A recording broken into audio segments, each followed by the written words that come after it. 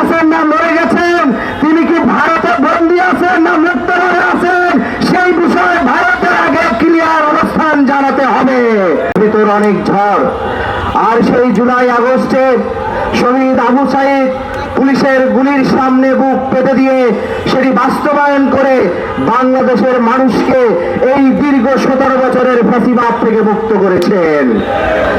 আজকে আওয়ামী লীগের প্রোপাগান্ডারা সুশীল সমাজ টকশোতে গিয়ে উদ্ধত্তপূর্ণ বক্তব্য দিয়ে বলে যে শহীদের সংখ্যা কোথায়। আপনাদের মনে রাখতে হবে, যারা শহীদ হয়েছিল জুলাই আগস্টে তাদেরকে কোনো হাসপাতালে চিকিৎসা দিতে দেওয়া হয় নাই। আমার নিজের সাক্ষী, মিরপুর ইসলামিক হসপিটালে 19-18 জুলাই আমি নিজে গিয়ে দেখেছি যে শহীদ আসলে তাদেরকে দ্রুত হাসপাতাল থেকে বের করে দিতে বাধ্য হতো, কারণ পুলিশ গিয়ে সেখানে ঝামেলা করত। এই শহীদদেরকে জুলাই আগস্টে জানাজা পড়তে দিত না, মসজিদের ইমামদেরকে হুমকি দিত যে কোনো শহীদের জানাজা যেন কোনো মসজিদে যেন পড়া হয় না। এক শহীদ আক্ষেপ করে বলেছিলেন যে তার ভাই মিরপুরে শহীদ হয়েছে, তাকে অতি গোপনে অনেক কষ্ট করে তারা খুলনা নিয়ে গেছিলেন। পথে মধ্যে সেখানে আওয়ামী লীগ পান্ডা আছে, শহীদের লাশের মাইক্রোবাসে অ্যাম্বুলেন্সে হামলা করে তার যাত্রাপথে বাধা বিঘ্ন করছিল।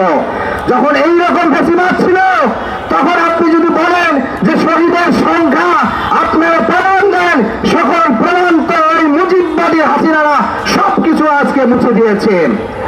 আজকে 2 বছর হয়ে গেছে, আমরা যদি সরকারি হিসাব মতো ধরে নেই তাহলে আমরা দেখি শহীদের সংখ্যা 800 অধিক কিংবা 835 জনের।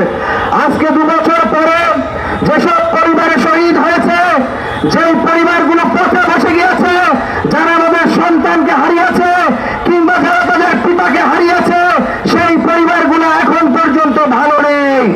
আমরা দেখেছি হাসিনার সময় এক শেখ মুজিবুর রহমানের জন্মবার্ষিকী পালন করার জন্য 980 কোটি টাকা খরচ করা হয়েছে।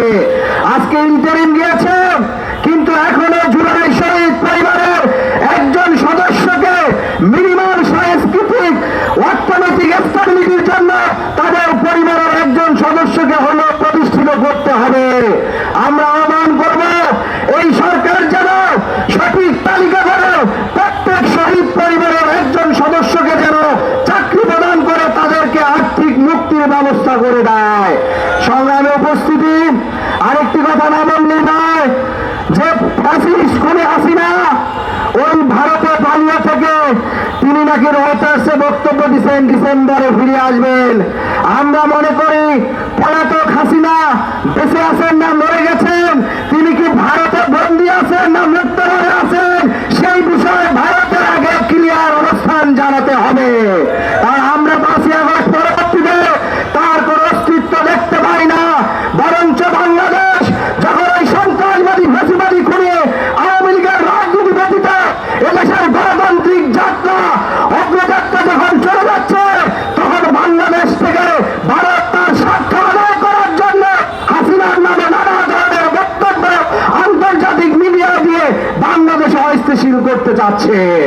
আমরা স্পষ্ট বলতে চাই, সরকারকে ভারতের কাছ থেকে এই খুনি হাসিনার আশ্রয় দেওয়ার বিষয়ে সুস্পষ্ট জবাব আদায় করতে হবে।